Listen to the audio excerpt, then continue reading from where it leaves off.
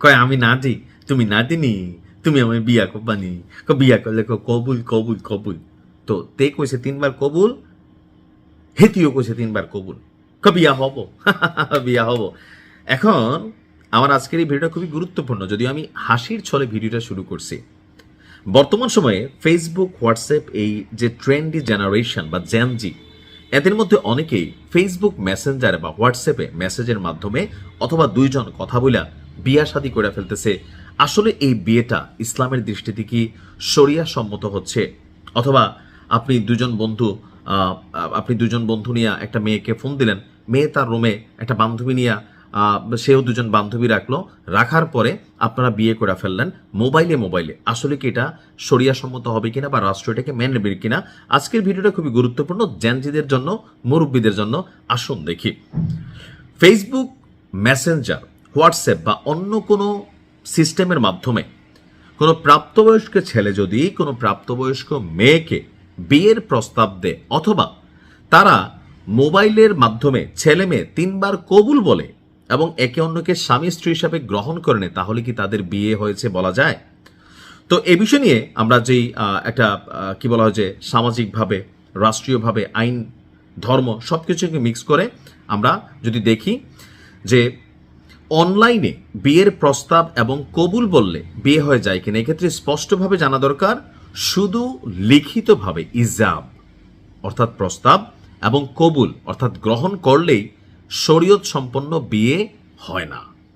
বিয়ের জন্য মূল শর্ত হচ্ছে পাত্র ও পাত্রী বা তাদের অনুমোদিত প্রতিনিধি, সেক্ষেত্রে ধরতে পারি পাত্রের পরিবার বা পাত্রীর পরিবার, যারা পাত্রীর গার্জিয়ান, একই বৈঠকে উপস্থিত থেকে ইজাব কবুল সম্পন্ন করা। যেমন আমরা অনেক প্রবাসী ভাইরা বিদেশ থেকে বিয়ে করি, তো আমাদের পরিবার, ছেলের পরিবার মেয়ের পরিবারের কাছে যায়, একটা আসর হয়, খাবার দাবার হয়, সেখানে ফোনের মাধ্যমে ছেলের পরিবার উপস্থিত, মেয়ের পরিবার উপস্থিত, ছেলে বিদেশে আসে, বিয়েটা হয়, এটা শরিয়া সম্মত।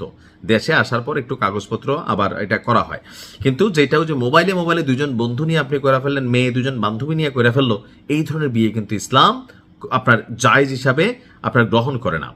তো বলা হচ্ছে যে বিয়ে শুদ্ধ হওয়ার জন্য সাক্ষীর উপস্থিতি অপরিহার্য। এখন আপনি সাথে থাকে একটা বন্ধু বলল আমি সাক্ষী না, এটাও আনুষ্ঠানিকতায় আসবে না।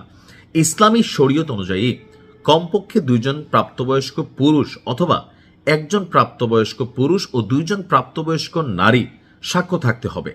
আর সরাসরি মুখোমুখি ইজাব কবুল হলেও যদি এই সাক্ষী না থাকে বিয়ে শুদ্ধ হয় না। তো এক্ষেত্রে অভিভাবক এবং 2জন ন্যায়পরায়ণ সাক্ষী ছাড়া বিয়ে শুদ্ধ হয় না।